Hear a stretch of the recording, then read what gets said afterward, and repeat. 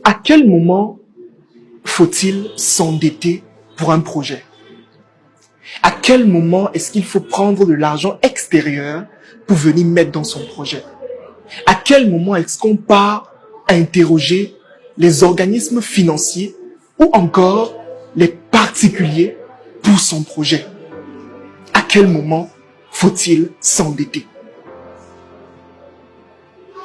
Aujourd'hui, ça fait exactement 2 ans que j'ai l'habitude de faire des conférences, des ateliers de formation, des masterclass. Et le constat est tout simplement flagrant. Tout le monde a des projets, mais beaucoup de personnes ne savent pas quand il faut réellement s'endetter. Tout simplement parce qu'ils ne comprennent pas les notions que je vais citer dans cette vidéo. Je me présente rapidement, je m'appelle Franck Lebossi et je suis le promoteur de la start-up Oshare Mindset, une start-up qui a été mise sur pied principalement pour développer le mindset des Africains dans le but de les faire croître et évoluer de manière exponentielle. Dans cette vidéo, nous allons parler tout simplement de l'endettement. À quel moment faut-il réellement s'endetter? Le constat est tout simplement simple. Plusieurs personnes veulent se lancer dans l'entrepreneuriat. Tout le monde veut commencer aujourd'hui une petite activité, un petit business. Mais la première chose que je vais vous dire dans cette vidéo, c'est qu'il y a un certain palier dans votre projet que vous ne pouvez pas traverser si vous ne vous endettez pas. Il n'y a aucun homme milliardaire qui n'est pas endetté. Il n'y a aucun homme qui est à un certain seuil de richesse qui n'est pas endetté. Ça n'existe pas. Toutes les plus grandes fortunes que vous connaissez, que ce soit Aliko Dangote, que ce soit Mark Zuckerberg, que ce soit tous ces grands milliardaires, Paul Fokam, Baba Damboulou et j'en passe, tous sont endettés. Mais comme j'aime bien le dire, il y a une différence entre les bonnes dettes et les mauvaises dettes. Mais le problème, c'est que si une bonne dette est acquise au mauvais moment, elle peut engendrer des scénarios catastrophiques. C'est la raison pour laquelle il faut connaître exactement quand s'endetter. La première chose que vous devez connaître, et je vais prendre, pour vous expliquer la première condition pour l'endettement dans un projet, je vais vous prendre un exemple simple et banal.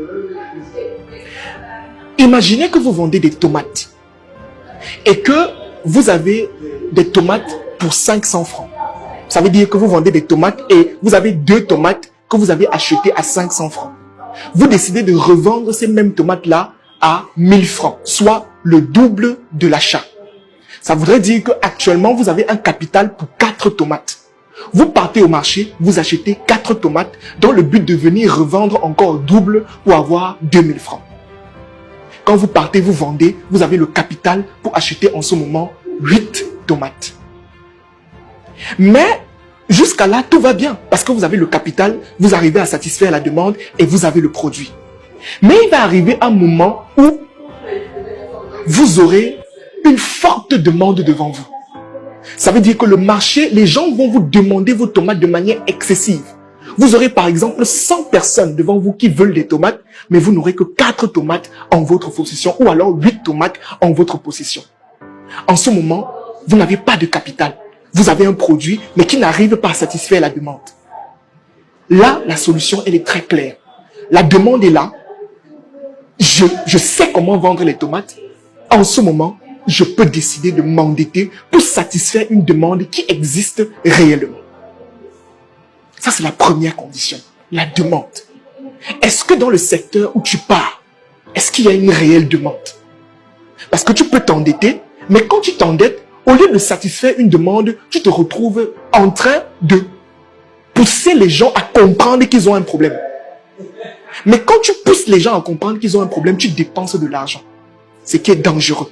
L'argent doit servir normalement à faire fructifier ton activité, pas à sensibiliser les gens. Pas à sensibiliser les gens. Tu as les tomates, tu as la demande. Là, tu peux t'endetter pour augmenter ta capacité de production ou augmenter la capacité de tes produits pour satisfaire la forte demande qui est là.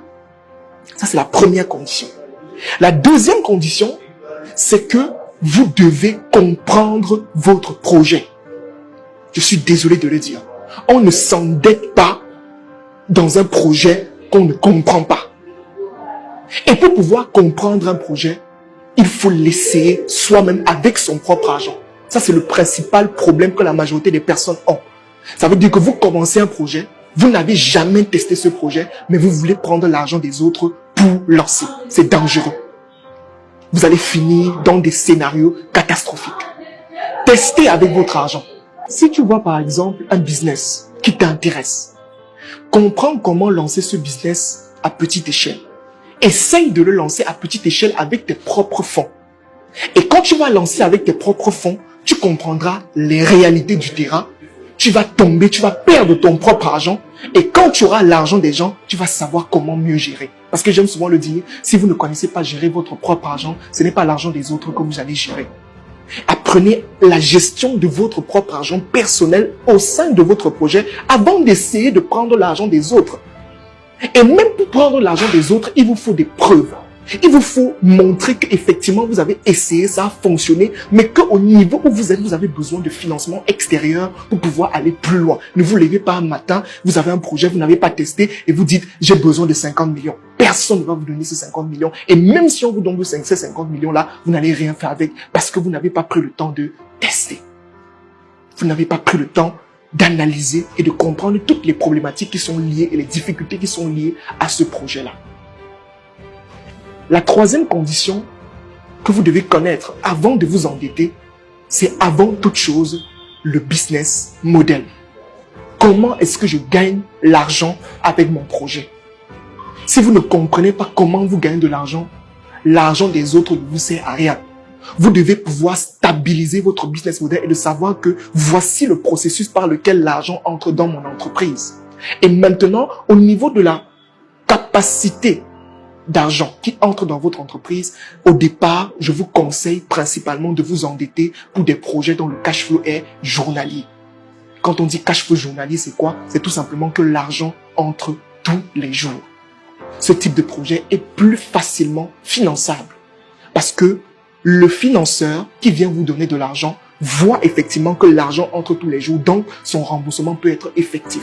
Mais quand vous êtes dans un projet où l'argent entre de manière saisonnière, le financement est très compliqué et même si vous l'avez, vous aurez beaucoup de mal à le gérer de manière efficace. Ça, principalement, ce sont les 3 conditions que vous devez connaître avant d'aller chercher de l'argent extérieur pour lancer un projet. Et je pourrais ajouter une 4e condition qui est tout simplement la formation. Formez-vous de manière excessive sur le domaine dans lequel vous voulez vous lancer, sur la capacité ou alors sur votre mental, parce que quand on prend l'argent des gens, ce n'est plus la même chose. Quand on prend l'argent des gens, on ne dort plus normalement. Quand on prend l'argent des gens, on peut se retrouver au tribunal, au commissariat à n'importe quel moment. Quand on prend l'argent des gens, c'est un stress total. C'est la raison pour laquelle il faut se former, se préparer avant d'aller prendre cet argent avec les 3 conditions.